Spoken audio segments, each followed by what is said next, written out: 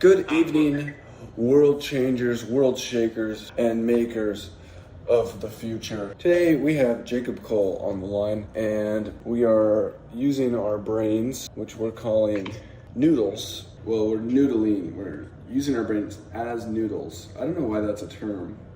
Why is noodling a thing? It's a good question. We're gonna figure that out later, but for now, that'd be a perfect time to say OVA, and then it tells me what noodling is. on my second phone, you know. We were discussing a little bit about, do people want to wear a recorder pendant, or for the same price can you get a cheap phone? And then also you get the benefits of having a second phone, even if it's just an extra flashlight or something which connects to Wi-Fi where you can log in on accounts. And you honestly, once you have a second phone, you just find many use cases for it. It's just like once it's there, it starts being useful. Yeah. Would you say that a pendant developed by like a third party is an indie pendant? Anyway. Don't respond to that. I was making a face to the camera. I was showing them that I was Disgusted. Well, I was enjoying it, and I was upset at myself for enjoying it, honestly. Oh my gosh. Anyhow, so we were noodling on the potentiality for a moat around OVA, around always on voice assistant, and like what Jack was saying was two potentialities were exciting to him. One was around. Well, both were around enabling synchronous city. The idea of a city where synchronicities happen automatically. Well, I would say that synchronous city is the eschaton, or the ultimate version of a world which becomes hyper-connected by AI, where AI allows us to basically just vibe, and for great things to happen and for us to enjoy the vibes. And OVA is essentially towards that path because it's an enabler of vibing, to interact with the internet, to interact with goal seeking in general as a function. And definitely one of the mentions is, okay, well, if there's no reason that I should stay on OVA versus another one of these applications, once it becomes popular, why are people going to continue to use OVA itself? And obviously the main moat in all applications is the social network that they hold, their own social graphs. And so we were then diving into the basis on which OVA would provide a sort of social experience, which would be opt-in functions. You'd say yes to the different feature sets that are offered. And by feature sets, I mean one of them would be when you're talking about something interesting and someone else is talking about that same interesting thing at the same time, do you want me to ping you a notification to offer you to connect with them? Yeah. And then if both people, when those pings happen, say yes, it would just auto do a call. And that call could be recorded because we could use a proxy number for that, like the current call recording apps are done. And so that was more of a somewhat like an Omegle experience, which is more on the fly. And maybe it's actually fun then to sit there, if there's enough users on the app, you sit there and you talk about really interesting shit and wait until maybe there's a more active experience version where it's like, is there anyone out there who wants to talk about this? Were you on Clubhouse, Jack? I was, yeah. Whatever happened to Clubhouse? Well, I think once it became not like novel, I mean, Twitter Spaces really took that over. And once it became like less of cool, well, you used to be able to get on stage with cool people. Yeah. And then it became more corporatized, or it was like a live podcast. And the non-corp, and so I think that early on it was really cool to be in a room with it felt like a small room with really cool people, and you actually had a chance to get on stage. Yeah. So I think it lost its clubbiness. Yeah, the club part of Clubhouse is what got lost. Yeah, and anyways, as this is fresh on my mind, the other thing that came to mind is if OVA is then acting like a connector system, the spontaneous ones is more of a youthful thing where you have fun just having spontaneous conversations with random people. Adults would less tend to use that. What adults would tend to be more into is professional career type stuff, which may be hyper exploratory. And I think that will help people explore novel ideas by lowering the barrier to entry to talk to someone who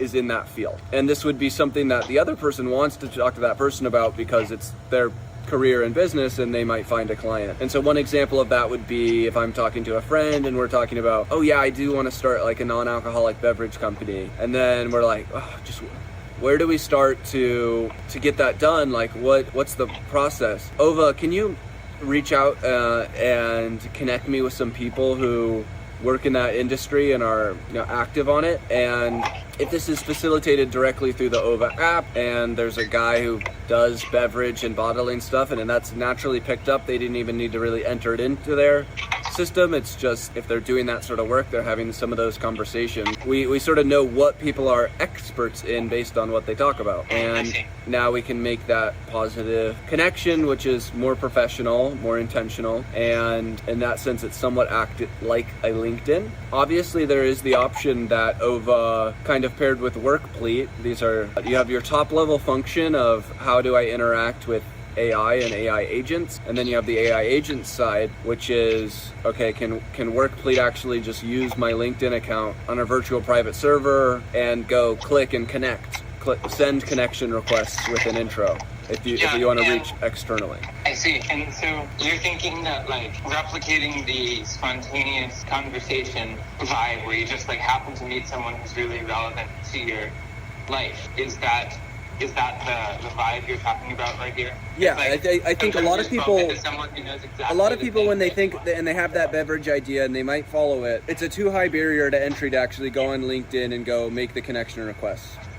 And you can sort of think about that like like how much more frequently you go to your neighbor's house than you do someone who's 10 minutes away. When you get to these like super low friction actions, they tend to be far more enabled. And so this is something that like for human connection in the world today, this would create a experience which is lower friction than exists at all, to the degree that it would enable this, because we can sort of compare it to Omegle, we can sort of compare it to LinkedIn, but in the format that it is kind of breaking into a new entry point, which is like you could call with a stranger intentionally and potentially really quickly. People are allowing notifications to pop up, and two people just say, yeah, call. And so who's the initial user base? And a piece of this could be, while you're speaking to Ova recognizes if you're not in a current conversation. So it knows if you're available or not. So basically it sees that you're quiet or whatever. Is that right? Yep. I see. And you can toggle these settings naturally. Since the phone call's going through Ova, you can deny it with voice. Yeah. You can toggle your settings in terms of saying, hey, don't give me those calls, give me a notification. And I think that's one of the best features with AI is how seamless the toggling of the personalization is going to be. Totally. I really like that design, Jack. It's beautiful. Yeah, a lot of people are thinking about hardware of brand new phones, which are AI first. And again, I just think when it comes to pie in the sky dreaming, I love it. And a lot of these things are enabled, and I think they're missing the mark on how that actually comes to fruition, which is, can we enable the current technology paradigm with the phones everyone already has to be a free app on the store that you can download to get to that function? That's really how you reach the network effect. Yeah, so cool. So, I mean, in terms of network effects, I mean, I've got some really, I really am feeling inspired and excited with like these design talks that you're having, Jack. And I mean, it feels like there's a world in which I see you becoming the Joni AI interface, and it's awesome. I'm curious about other network effects. Like, what are the things that make it so that, this interface comes out? Why doesn't someone like pretty quickly replicate this? Or what are the moats around this app? Any other risks? Well, there will be a certain point where it becomes narrative-based. Seeing this future coming, we can assume that even though Apple's bureaucratic and it's going to be super slow, if we're hyper-successful, then there's going to be moves from Apple itself to integrate this sort of technology. Now, the amount that they're going to be willing to do that and do call recorder functions and do connection-based things, I'm not fully bullish on that they'll do. So it's like... I expect they'll do a better Siri. I don't think they'll do super connection. Yeah. So, I mean, again, when I do think about the fact that this will move towards AR hardware glasses that you wear with video context. I do think video context is a massive play. You know, one of the features that I think is big is you get so much more data on someone's life from a visual context. That helps with understanding how many people are in a conversation and doing inference, diarization, separation of whose voice is who. And you think the AR glasses are going to catch on? I think the what? You think AR glasses are going to catch on? Yes. I do think eventually, yes. I mean, you can imagine, right, that eventually, and I'm at that point, I'm more bullish on a camera pendant than glasses, and glasses being the third step. Once it's like actually you get a generated interface in front of you that helps you map places, and you say, hey, where did I leave my keys? And your glasses shows you a direct path to go back to your keys. It knows where you left them. That would be pretty sick. Speaking of, are you planning on doing anything with that video project or the face recognition project? I mean, yeah, that would be a feature for a camera pendant or glasses. Also, I realized, I put this in our feature notes for short-term stuff that we'll launch. You know, when you're, I think the voice output of feedback response, text to speech, I don't think people will like as much as seeing it. Like, for example, like Perplexity style web searches and stuff that you'll do. I think that one really cool way to do that interface is using notifications. So if the phone's closed and you're not in the Ova app, it's going to show you the response as a notification. Meaning you don't need to open your phone, you can just look at it and it'll have One question I have for you is, with the current Ova app, can it respond to you when the phone is locked? Yeah, like voice output? Yeah. Yes. So I can talk to it while the phone is locked and it will actually respond. Yes. We removed text to speech in the current model, but we had that, and yes, while it was phone locked, it worked. Okay. And we just removed it because it was sometimes interrupting me in my stuff, and I wanted it to be a toggle, and I said, let's just focus on the text version first. Yeah. But that does work. Overall. I'm just impressed that Flutter can actually do that, because it means it's writing native code, not JavaScript. I wouldn't be surprised if I'm wrong and it's React Native. Yeah, well, maybe React Native can do it. Okay. Anyways, that's just interesting to know. All right. Any other notes before we switch topics? Do you have any ideas?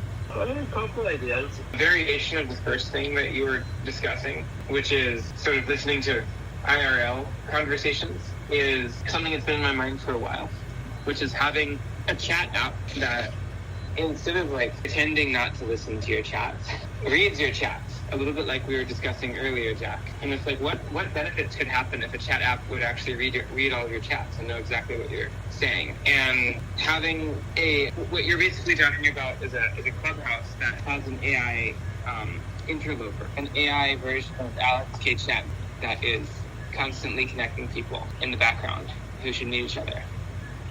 And so what has been in my mind for a while, there's actually a void in the chat space right now. And I think it's not an accident that Facebook moved into making Messenger and Instagram moved into making messages. And maybe you have a different thesis on this. Tell me if it's true.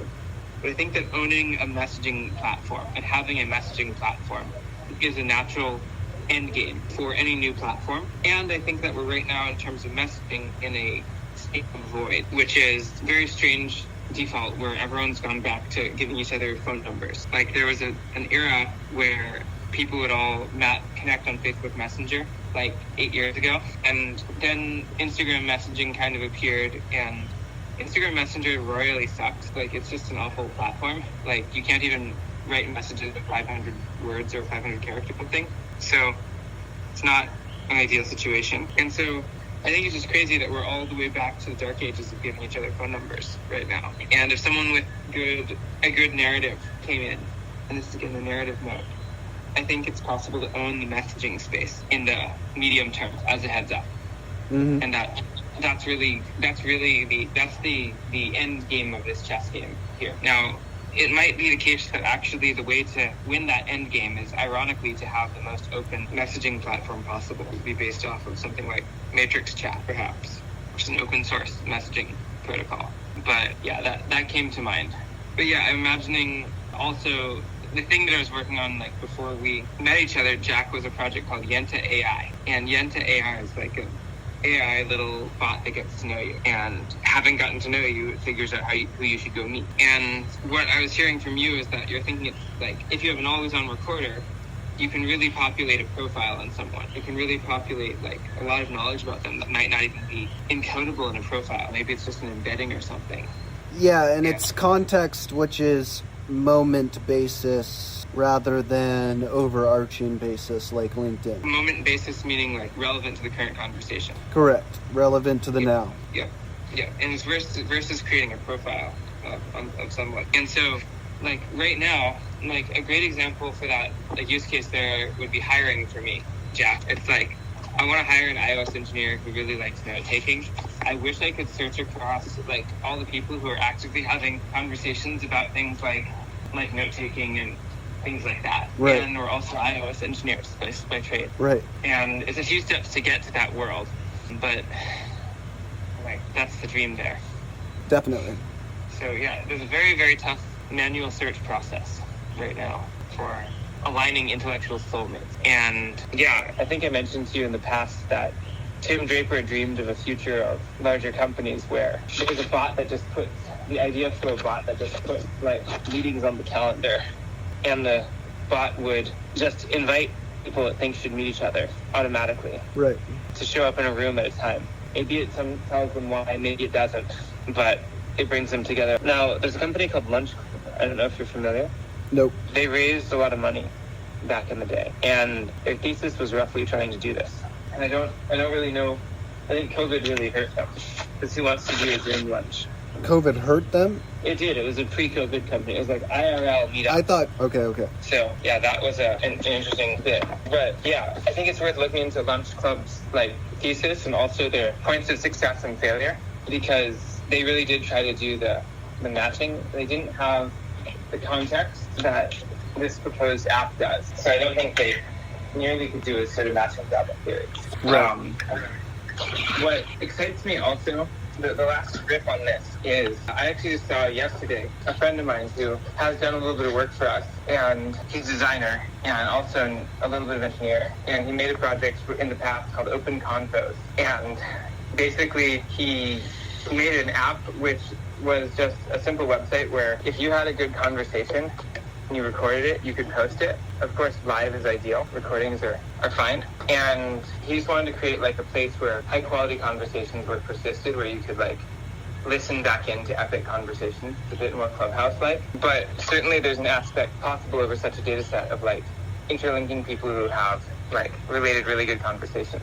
And so yeah, that's like the step two. And I'm wondering like, yeah, what's on my mind is what layers over something like our base idea flow, like naturally make sense to flow into something like Open Convos, because you can kind of already record a conversation on idea flow right now. And we're going to have like a sharing thing where you can make an idea at a person or at public or what have you, and or share it to a group. And I'm thinking also about, I'm just really struck by like the pitch of, you know how you can like shout into a room and say, hey, who's interested in something? And like maybe a few people will be interested. Yeah. What if you could just shout onto the internet and right now hear everyone who's like free and send that shout in a very directed way to like everyone who's free. Yeah, and maybe that's a paid feature on how big that broadcast goes. Like, I'm going to pay to start a room talking about this subject. Yeah, or just send everyone like a Clubhouse style ping. You know how Clubhouse was like, hey, you might be interested in this room because these people are in it? Yeah. But I don't think it did really, there were topics. There was also topics on Clubhouse. It wasn't as personalized for sure. Yeah, but I mean, they didn't have an AI component that learned about you. Yeah, so I think that's worth thinking through. This is all really good. It's all really good food for thought here, Jack. I think the action I want to take right now is just like percolate on this. Like I just see these flashes of you totally being like the Joni Ive of AI interfaces again, and like I so want to find a way to work with you. You're just like, I can't think of anyone on earth that I know at least that I would like be more inspired to like collaborate with on and developing this. Like not that this is the role that we need to have, but like if like IdeaFlow were an Apple-sized company and we needed like a head of design, I would like totally be like, hire Jack, just like, you know, if we ever do become that size, remind me. I don't immediately remember, which is unlikely. I will remember. You're just like you're like such a visionary in these spaces. And also like, I mean, I think that it's not even obvious to me that persists is, it's not even obvious to me that persists, like, most obviously monetizable product is specifically Ova. Like, there's a couple other options. I really do believe in the Louis clothing bag thing. Yeah. The Louis bag thing, is there any progress on that? I met a few people out here who would be potentially good candidates who are, live in Dorado or near Dorado, super rich network to start working through. What I definitely love is that as with the sort of ecosystem of ideas that I have, the collective narrative rises all tides for each idea. And so that's definitely exciting, is that there's a massive ecosystem effect to my success in the world. It's not like I will bring one thing to fruition and then that'll be the thing. It's there's definitely a future where there's one main thing that takes up more of my time for a bit, but I do want to stay a visionary. I think I'm more of a visionary than a CEO, and so that means that I can play a role of a storyteller and building of an ecosystem that brings all these things towards fruition and that they all can help each other rise. So that's what's really exciting to me thinking about my future, is that all these ideas that I have, which I think are first principled and are sort of like inevitables, is what I look for. Things which, like, I guess I would call like some ideas as mathematical, where if this exists and has these sets of features and you do this marketing strategy, it's 1 + 1 = 2. It's like there's some certain things where it's like the idea is such an attractor that, or it has certain principles that it's like once it's there and once it's in front of the right people are going to buy into it, basically, or people are going to onboard. I love ideas like that, and I think the Louis Vuitton bag one has that, right? It's like once this is a meme, once this is a thing on social media, it will garner support. It is just a simply better way to do this. It is just tax deductible purchases. It is same cost, but you're buying into a bigger thing. It is a trump card relative to other status symbols. So I think when you have a bunch of these factors laid in together, it's more about just emerging it, finding the tip of the spear. I'm excited that as me as a tip of a spear, me as a storyteller and my ideas gains traction, so too does these things which I consider as very, I guess I could call them based ideas. There's a lot of not based ideas where I look at them and I think I can spot why this thing's not going to work, and I think you're good at that too, and I think both of us would make great venture capitalists for that reason, is to be able to pick apart something and ask the right questions and not just view it as, oh, this is in the right space and you have a cool background. There's a lot more factors to something coming to fruition than that. Sure. Wow. I think there's a lot of food for thought, Jack. I'd like to pick this up and sort of come towards like making our collaboration work very, very shortly. I really like what you just said, and it really gave me perspective that you see yourself as sort of a storyteller and frame setter more than like a CEO on a specific project. That sounds great. And so I'm wondering if we can pick it up tomorrow. Yeah, that sounds great. Okay.